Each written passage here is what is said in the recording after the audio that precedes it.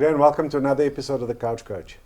This evening we've got probably one of the oldest, if not the oldest, community clubs on the couch in Ottoman Cricket Club. And we welcome Farid, who is the chairman. Chairman, yeah. Welcome to the show. Thank you. We've got Zaahid. Zaahid. And we have Yusri. Nice to meet you. Gentlemen, welcome. Thank you. Farid, the chairman of the club. Yes. A little bit of history, and there's a long history seen on that badge there, 1882. Yeah, you rightly opened correctly, saying we're one of the oldest cricket clubs. We're the third oldest cricket club in the Cape, seventh oldest in South Africa. Wow. But we're the oldest previously disadvantaged cricket club in South Africa. We're still digging into our history. We could be the oldest Muslim club in the world. Wow. So we're digging a little bit on that. So the club was started in 1882. Quite a few years before, in the early 1800s, from Bangladesh, from Malaysia, all those places, the Muslim community came over to South Africa as slaves. Yeah. So, and that's how the Muslim community started in South Africa. And many years after that, it grew. And then a little bit of, typical of our Muslim community, a little bit of friction started. And then we were still colonial ruled. And the governor at the time couldn't handle the friction. And he requested the Ottoman Empire to send a scholar, because it was mostly religious friction. And they sent a very renowned scholar, Abu Bakr Effendi. So many Effendis in the Cape now. Sent him over to bring some structure to the Muslim community. And that was in the 1860s. He passed away in 1880, and he had established many madrasas in the Cape and elsewhere. And the Ottoman Muslim school was for higher Muslim studies. And that building still exists in the Boerkaap, but that was his higher learning school. And that school just still carried on after his demise, and in 1882 the students from that school started the Ottoman Cricket Club. And because it was known as the Ottoman Muslim school, they called it the Ottoman Cricket Club. And 137 years later, and we're still going. Wow. That's amazing. And I believe also you guys got a look up from Turkey itself. Yes, so we've always been a community club, and I don't know if you know the history of the Boerkaap. So we played in Boerkaap, and there were quite a few cricket clubs in the Boerkaap. It was either family or it was a street or two streets combined. And so there were some street cricket tournaments. 12 or 13 clubs in Boerkaap. And then with the Group Areas Act, a lot of the people came from District 6 as well. So a lot of them moved out to Mitchells Plain, Bonteheuwel, Heideveld, and then the numbers dropped radically. And then the clubs, they couldn't compete because they didn't have the numbers. And they decided to amalgamate, and that's when they formed United Cricket Club. And at that time, Ottoman was dominating the league, and the Exco at the time felt that we're strong enough to stay on our own. And Ottoman stayed Ottoman, and all the other clubs formed United. And because they were the bigger chunk, they got the track, and we moved out. So in 1976, we moved to Surrey Estate, where we are now. So we're there for 43 years now in Surrey Estate. And we built our own clubhouse in 2001. We built our own clubhouse. So yeah, we're still going. We're still going. The youngster in the group here, Yusri, coach. How long have you been a coach there? And I'm assuming you came through the ranks. Yes, I have come through the ranks. I've been coaching these specific group of boys for about 5 years now. Wow. I suffered a severe knee injury which set me back, and I couldn't play cricket for about 2 years. So I took up coaching, and obviously having a brother and a cousin in the team, it was easier to fall in as a coach. And yeah, I've enjoyed it ever since then. And so how many years are you coaching now? 5. 5 years? Yeah. Oh, sorry, yeah. Math lit here. Zaahid, Zaahid, yes. secretary at the club? MNR secretary. MNR yeah. secretary, sorry. And what is the MNR secretary? Well, he's basically the match and recording guy. So you're the stats Keeps all man. the stats and The stats man. arranges the games and Okay. kind of thing. And how have you guys been doing in the league? How's things been looking like? Alhamdulillah, we've been doing very well. Like Uncle Farid said, we competed in the Premier League for 3 years. Unfortunately, the drought in Cape Town came and they changed the format, so yeah. that we're playing one-day cricket, and we didn't cope too well in the first year of there. And unfortunately, we got relegated, so we're now in the 1A. But other than that, our numbers are great. How many People are teams do still you have? We have 5 senior teams and 11, how many? 11 11 junior teams. Wow, That's a huge including club. mini cricket. Yeah. About how many registered players do you have? Close to 200. Yeah. Wow. about Close to 200, 100, yeah. yeah. Have you guys also shifted towards having a female team? Were you working on We that? had a female team for 2 seasons. Very difficult task. Sure. Unfortunately, it did fall through. We are looking at picking it up again, but it's a very difficult task. No, I'm Very sure. difficult task. Yeah. Finding the Yeah. the players, so to speak. Yes. But I mean, 200 people, that's huge. And facilities? In 2001, when it was the first Malaysian tour year, that we hosted the first Malaysian tour, the clubhouse was just completed. Okay. So in the clubhouse, it's obviously the dressing rooms downstairs and the kitchen and the dining room, and that's all upstairs. Very proud moment for us. It was a great headache to try and get the funds to do that, I'm sure. but it's standing eventually there it's now. standing. Yeah. And nets, pitches. We've got 10 nets. We are proud to say that we are, the nets was sponsored by a group called Tika from Turkey. I think it's the president that picked up a article in a plane, airplane, and he read this article, saw the Ottoman name, and asked the Tika group to get in hold of us, and from there Wow. they've been sponsoring supporting. infrastructure. One occasion where we didn't ask for money, the money Money came came to to us. you. Yeah, we love that moment. Yeah, we love So those I moments. believe you guys are going on tour, and I'd like to pick that up, but first we have some bills to pay. Right now we have some bills to pay. Please check back shortly.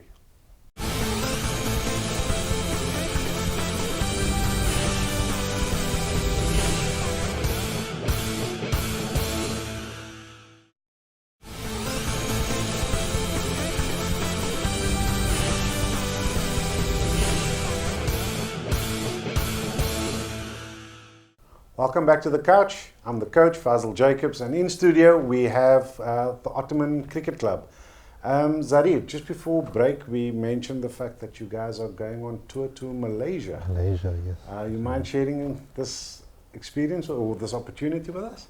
So, Ottoman Cricket Club has been involved in a tournament called the IMCT, which stands for International Malay Cricket Tournament, which basically what happened was there's a Dr. Mir Shahidin. He is the vice president of Malaysian Cricket Association. In the 1880s, there was the British oppression in Malaysia, and people either immigrated or were defected, and they ended up in different countries. Sri Lanka and Australia, Canada, South Africa. And it was his idea that he was going to reconnect with these people and use cricket as a medium. And he started the IMCT. He started with Sri Lanka in 1999.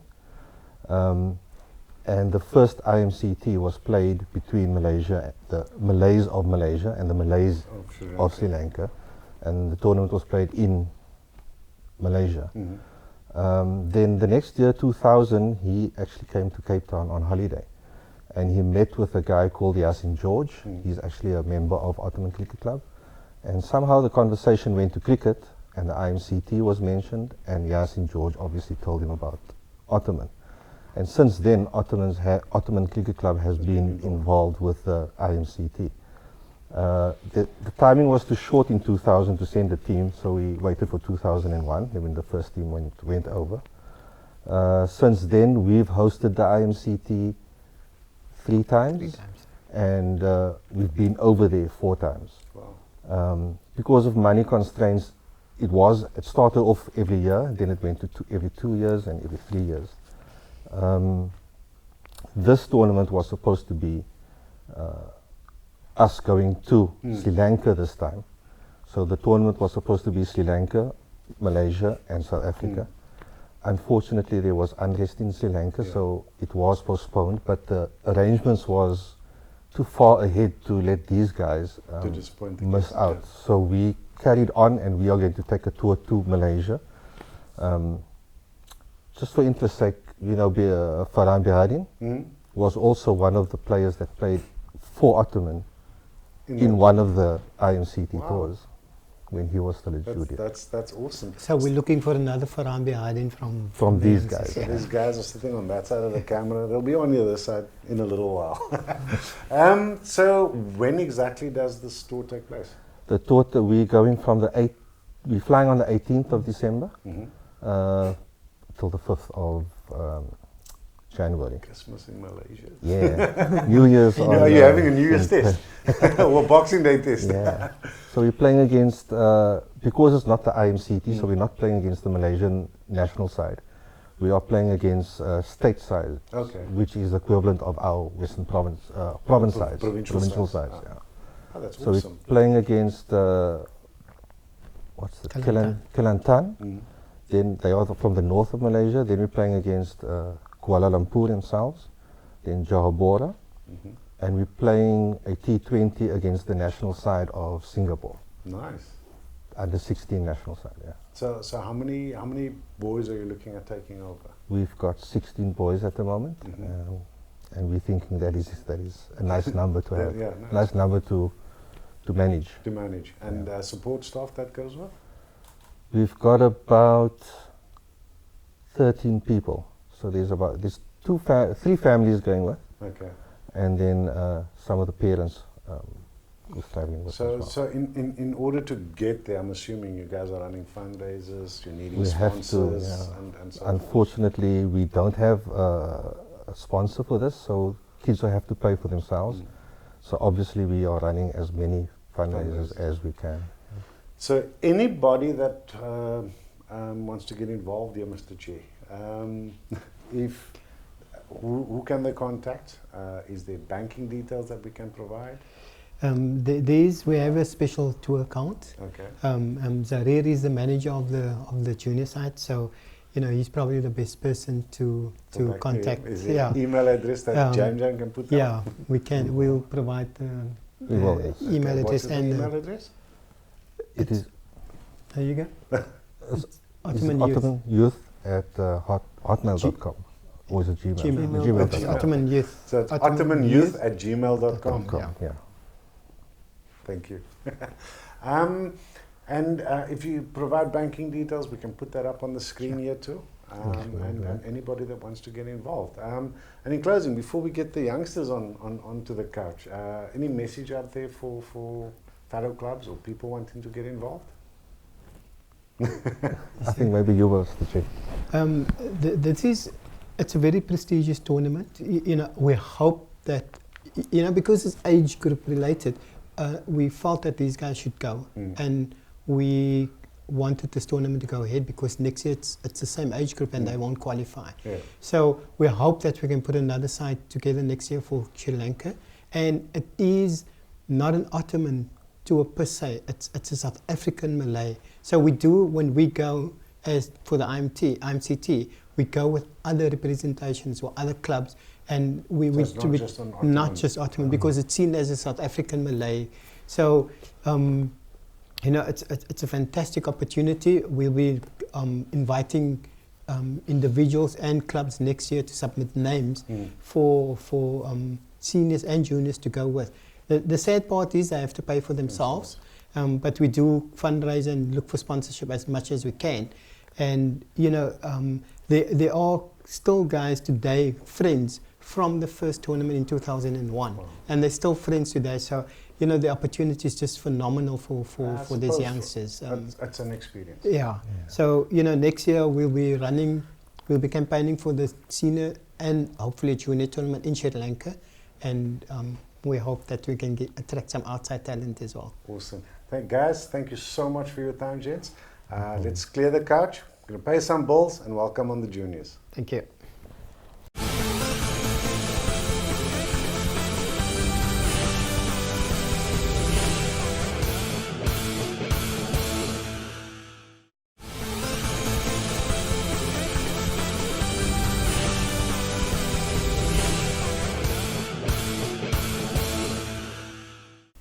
Welcome back to the couch with your host Fazil Jacobs.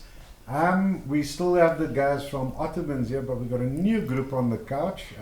We still have Coach Usually with us, but we have some other gentlemen here. And you are? I'm Toy Fredericks. Mustafa Suleiman. I'm Isa Majid. Very, very nervous boys here. So you guys are all looking at going to tour in Malaysia. Yes.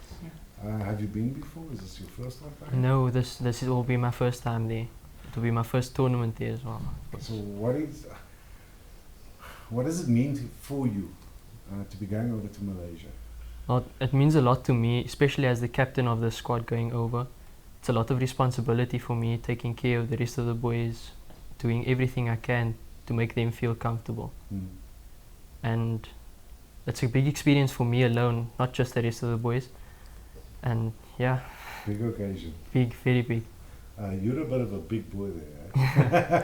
Fast bowler? Yes, I'm a fast bowler as well as a number 5 batsman. Okay. And how long have you been with the club for? I've been with Ottoman since I was 6 years old, and I've been playing every year since.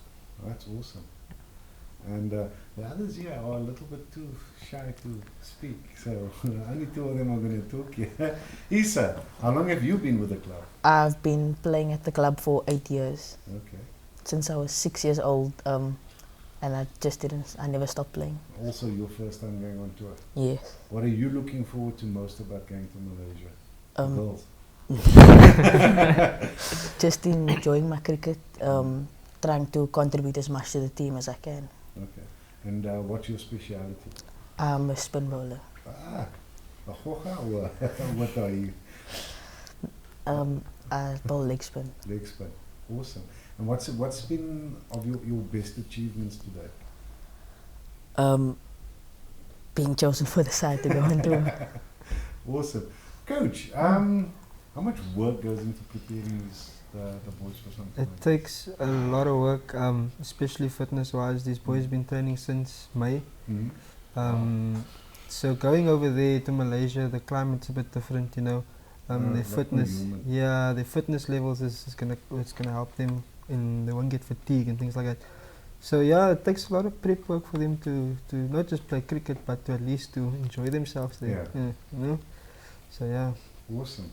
And what are you most looking forward to? I guess just taking as most wickets as possible as I can, as well as scoring the most runs as I can. So you're just all about cricket, nothing else. Yeah. But obviously having fun is also a big, yeah. I was just kidding. And your name again? Mustafa. What are you most looking forward to? Also contributing for most of the squad and enjoying myself. Enjoying yourself. And your speciality? I'm an opening batsman. Opening back, nice. Top score? 50. Nice. 56. No, lekker. And you?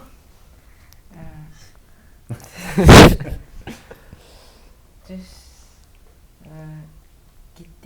getting to know the boys better, and also contributing what I can to this. And your speciality? I'm a spin bowler. Yes, so full of spin bowlers. Eh? Well, boys, thank you so much for joining us on the couch. Anybody wanting to get involved, please get in contact with the club on the email address below. Donations, anything to help these kids get over there and participate in this amazing experience. Thank you so much again for joining us. Stay tuned. We've got that ball-headed ref coming after the break.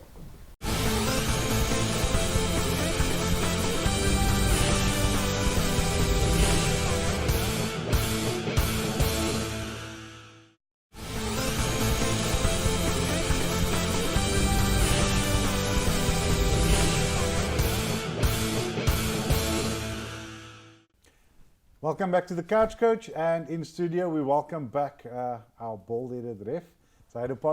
Welcome back, sir. Thanks, Coach. Thanks, Coach. How's things been? Good. A bit interesting over the weekend with some games, but yeah, see how it goes. Interesting. Always interesting. Never dull moment. So some good rugby happening this weekend. Besides Australia, yes. 36 reasons why Australia is out there. Yeah. What have you got for us today? Yeah, so today we just dwelling into the penalties and free kicks, which is always a contentious issue.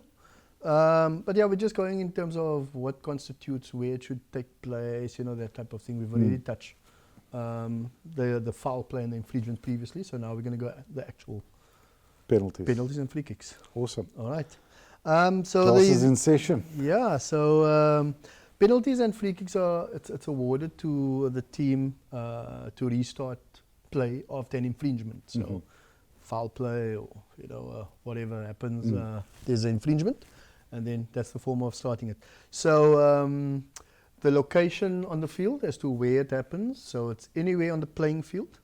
However, the closest you can get to your opposing team is 5 meters from the line. So anywhere on the playing field, within 5 meters from your try line that you scored. Okay, so the opposing player.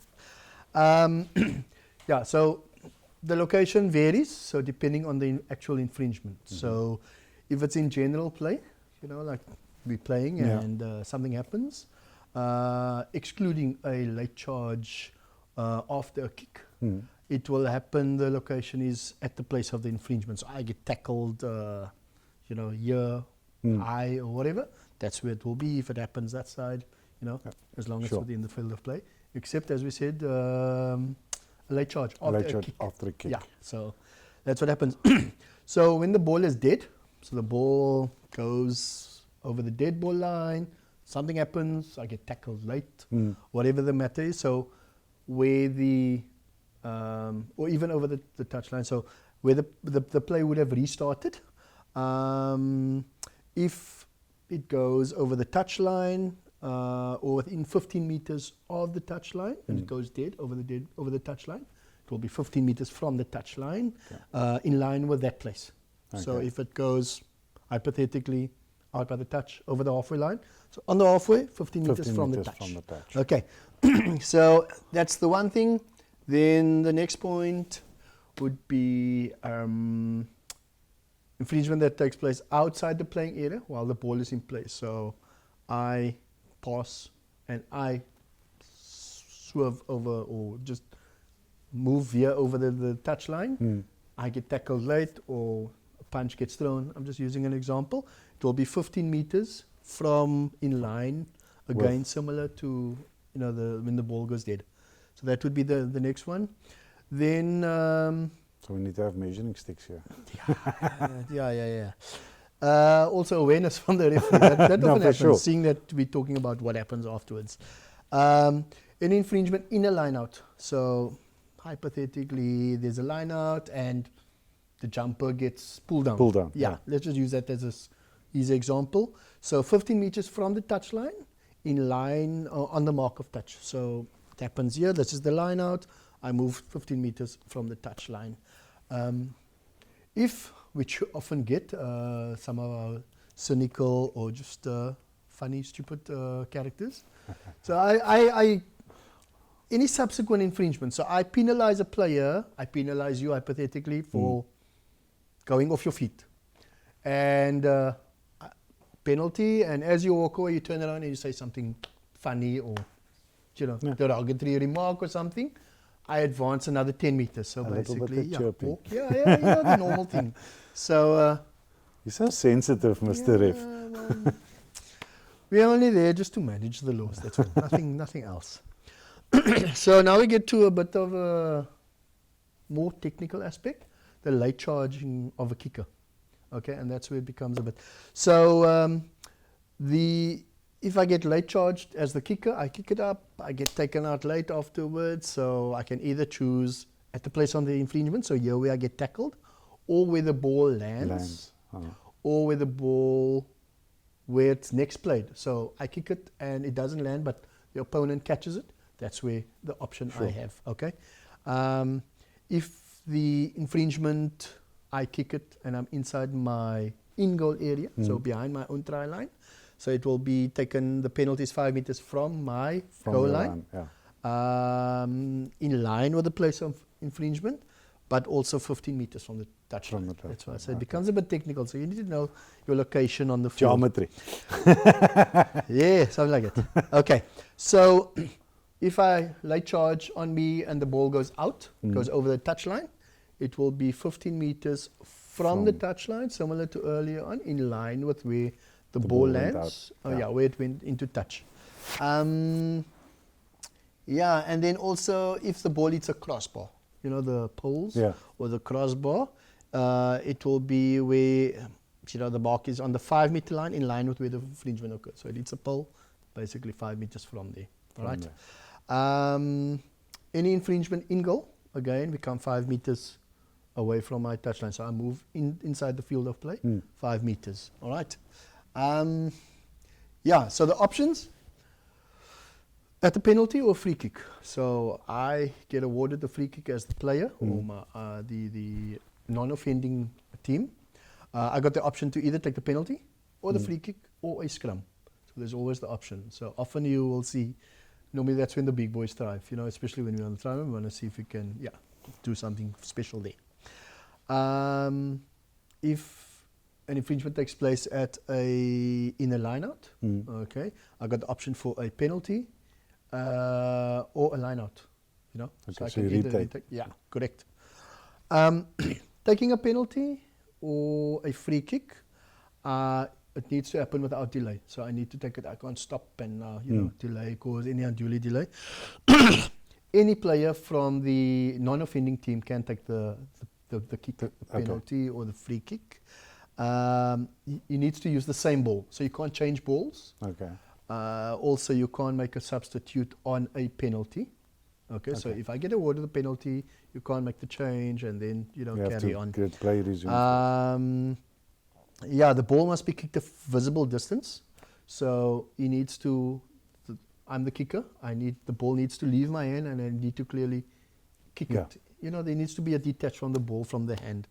And then just lastly, the opposing team at the free kick, they need to immediately retreat 10 meters. So if you're within the 10 meters, you will always see the referee point 10 meters.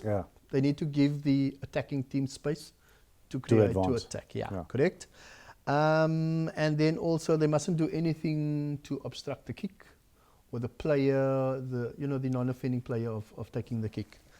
And opposing teams at the free kick. So the first one was the penalty. So now at the free kick.